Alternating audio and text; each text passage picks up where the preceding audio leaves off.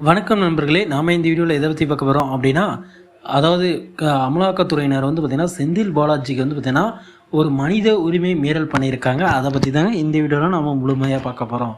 நீங்கள் வந்து நம்ம சேனலுக்கு புதியவர் அப்படின்னா சேனலை சப்ஸ்கிரைப் பண்ணி பக்கத்துலேயே ஆல்னு ஒரு பட்டன் இருக்கும், அதையும் கிளிக் பண்ணி வச்சுக்கோங்க. அப்போ தான் நான் போடக்கூடிய அடுத்தடுத்த வீடியோக்கள் உங்கள் மொபைலுக்கு நோட்டிஃபிகேஷனாக வருங்க.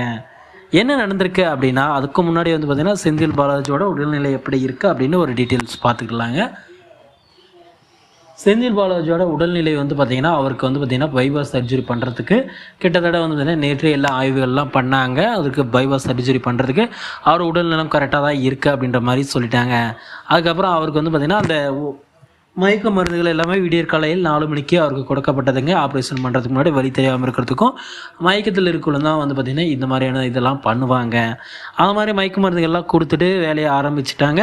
உடனடியாக வந்து பார்த்திங்கன்னா அவருக்கு எப்பொழுது வந்து பார்த்திங்கன்னா இதெல்லாம் முடியும், எப்பொழுது அவர் வந்து பார்த்திங்கன்னா இதுலேருந்து ரிலீவ் ஆவார் அப்படின்ற மாதிரிலாம் வந்து பார்த்திங்கன்னா நாங்கள் அதிகாரப்பூர்வமாக 11 மணிக்கு மேலே சொல்லுவோம் அப்படின்னாங்க. ஆனால் அதுக்கப்புறம் 11 மணிக்கும் வந்துடுச்சு. அதாவது மாபா சுப்பிரமணியனே சொல்லிட்டாரு. அவர் வந்து பார்த்திங்கன்னா கண் முழிச்சிட்டாரு. அவருக்கு வந்து பார்த்திங்கன்னா இன்னும் இது நினைவு வரத்துக்கு வந்து பார்த்தீங்கன்னா ஈவினிங் ஆகிடும் அப்படின்னாங்க. இன்னும் அந்த மாதிரியான தகவல் இன்னும் வரல. அதுக்கப்புறம் வந்து பார்த்திங்கன்னா என்ன நடக்கும் அப்படின்ற மாதிரி ஆனால் எதிர்பார்த்துட்டு இருந்தாங்க. இப்போ அமலாக்கத்துறையினர் வந்து பார்த்திங்கன்னா அவரை அரெஸ்ட் பண்ணி கிட்டத்தட்ட 18 மணி நேரம் வந்து பார்த்திங்கன்னா கொடுமைப்படுத்தியிருக்காங்க அப்படின்னு ஆட்கொணர்வு மனு ஒன்று சென்னை உயர்நீதிமன்றத்தில் கொடுத்துருக்காங்க. இது வந்து பார்த்திங்கன்னா இந்த தீர்ப்பு வந்து பார்த்திங்கன்னா 8 நாட்கள் தான் அவங்களுக்கு கேடு கொடுத்துருந்தாங்க அமலாக்கத்துறையினருக்கு. அதுவும் வந்து பார்த்திங்கன்னா இப்போ முடிஞ்சிடுச்சு.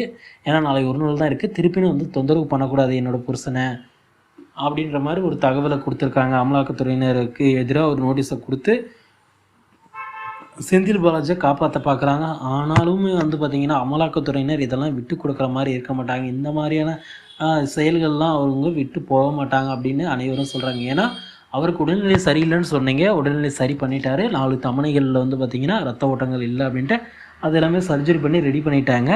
இனிமேல் அவருடைய இப்போ அரெஸ்ட் பண்ணது எதுக்கு, அவர்கிட்ட விசாரணை நடத்த தான். அவருக்கு ஒன்றும் சிகிச்சை கொடுக்கணும் அப்படின்றதுக்கோசரம் விசாரணையே பண்ணலைங்க.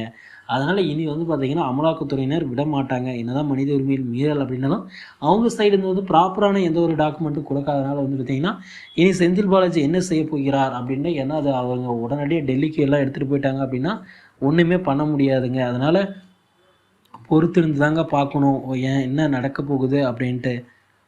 பொறுத்திருந்து பார்க்கலாங்க. இது செந்தில் பாலாஜிக்கு வந்து பார்த்திங்கன்னா என்ன நடக்கும் கொஞ்ச நாள் கழித்து தாங்க தெரியும் என்ன நடக்க போகுது அப்படின்ட்டு. ஏன்னா அமலாக்கத்துறையினர் என்ன மாதிரியான விசாரணைகள் கூட செய்ய ஆரம்பிப்பாங்க. ஏன்னா கிட்டத்தட்ட 118 கேள்விகளை வந்து பார்த்திங்கன்னா ரொம்ப நாளாக கேட்காமே இருக்காங்க. அதனால் அதுக்கான அறிவிப்புகள் இன்னும் கொஞ்சம் நாளில் வந்துடுங்க.